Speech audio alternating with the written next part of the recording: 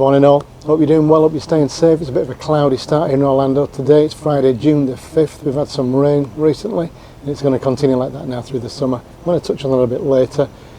Usual stuff today to start with. US cases sort of staying around the same as it's been for the past couple of weeks. No big spikes up, nothing really declining. Florida, we had a major spike yesterday, largest ever one-day increase in cases. Don't know where that's come from. I don't know if it's a backlog or what, but that's 2 days in a row now, so a little bit concerning. I'm going to have to just monitor that as days go by because I just don't know where it is. There's no news on that, no news coming out about why that spike's happened. Protests in Orlando do continue downtown. That curfew of 8 o'clock is still in place. No incidents recorded yesterday. The weather, I've decided to touch on weather now going forward. We're into the summertime where it rains most days. So if you're coming from overseas or up from the north, this might be just interesting for you to understand what's going on here. So I'm just including the 10-day weather. We've got Tropical Storm Cristobel. It's not going to touch Florida. It is going to hit, it looks like Louisiana, Mississippi, that kind of area. It's heading for New Orleans. We're going to get a stack of rain, I think, Monday from that, so I've included something on that. Virgin Atlantic have announced that it's going to recommence operations from Heathrow on July the 20th, so I've got some details of what that means, a terminal change, boarding pattern change, and masks required on those flights. International travel ban hasn't been lifted yet, so just because Virgin are flying doesn't mean British people, European people may be on those flights. So just be aware. SeaWorld Orlando opens on June the 11th. I got an email yesterday, I'm an annual pass holder. Reservations will be required for SeaWorld and Acquatica. The only park who's not doing that is Universal Orlando. So we'll get details of those reservations coming up Monday at 10 o'clock. So I'll be interested to see how that works. Park hours are included for both SeaWorld Orlando and Acquatica. Face masks will be required for SeaWorld and temperature checks for both parks. iDrive hotels have started to open up, so I've just included details of a couple. There are loads on there, so I've just included details for Rose and Point and the Avanti International. No more news from Disney on when its resorts may open up. It does seem that NBA deal now is a done deal. So we're going to see NBA teams coming in July for training and staying through to October, middle of October. It does look like it's going to be Coronado Springs. No details on anything else. You'll have seen yesterday that I spoke about cast members being brought back to work for restaurants and for housekeeping. Those were only moderate and deluxe hotels. There's been no news on value hotels, and I'm just wondering now whether the value hotels are actually going to be operational during the summertime. And if they're not, what does that mean for people who have booked into them? Are you going to get a refund, or are you going to be upgraded to a moderate hotel with maybe moderate people upgraded to deluxe hotels? All up in the air. I'm putting that out there for comment and thinking about. That's the news for today. In the headlines, if you're new to the channel, please subscribe, hit that notification bell. You'll get this stuff 6 days a week. There does seem to be enough news floating around for me to be sitting here most days. So yeah, okay, let's go to the news.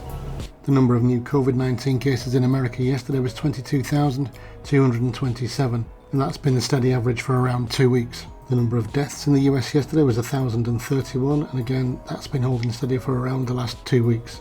We had 1,419 new cases in Florida yesterday.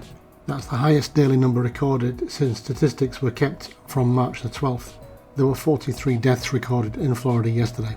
Protests continued in downtown Orlando yesterday following the death of George Floyd on May the 25th. The 8 p.m. curfew is still in effect in downtown Orlando and no incidents were reported.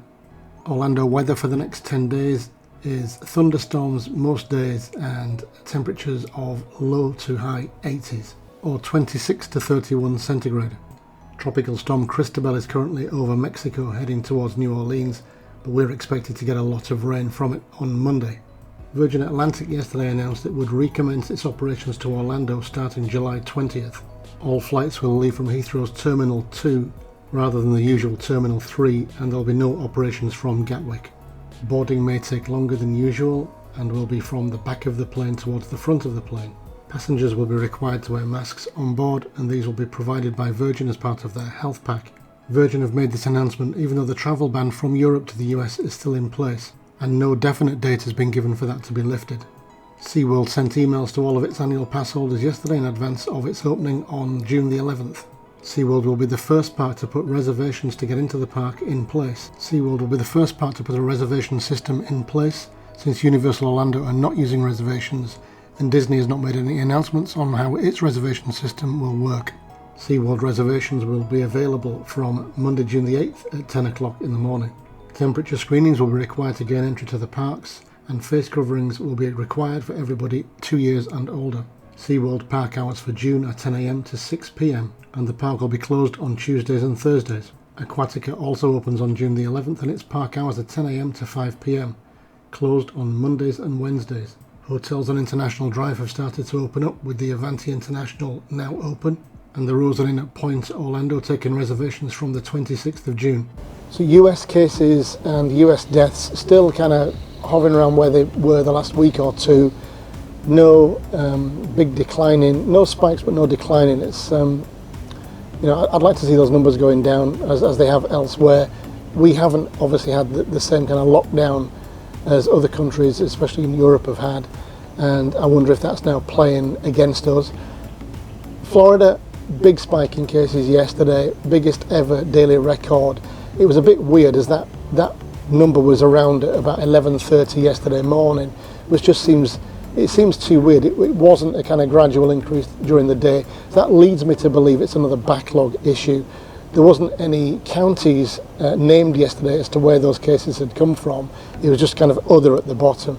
So I'm 99% sure that was a backlog, same as the day before. No news on that. I haven't been able to gather any news on why that is, and if it was real daily cases or whether it was a backlog. I think it's a backlog, so I'm not overly worried right now, but I'd like to understand what the heck is going on with this backlog issue. Protests in Orlando do continue. They are peaceful. There are more for tonight and the weekend, and that curfew that's been set at 8 PM instead of 10 PM seems to be doing its job, and hopefully it will continue like that. Virgin Atlantic recommencing operations from the 20th of July. That's good news, I guess. Only from Heathrow, nothing from Manchester, Glasgow, Gatwick, anywhere else. Only from Terminal 2, not the usual Terminal 3. I don't know therefore if they're going to be having their upper class club. I don't know if there is one in Terminal 2, or whether they're going to be sharing with another airline.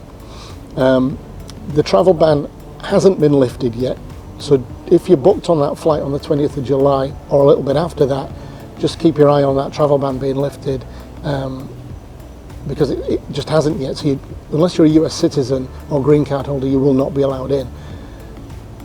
That's the way it's happening. I'm sure Virgin's getting ahead of the game, and they're envisaging the ban being lifted. Masks being required on planes, what do you think about that? For 9 hours or 10 hours at a time.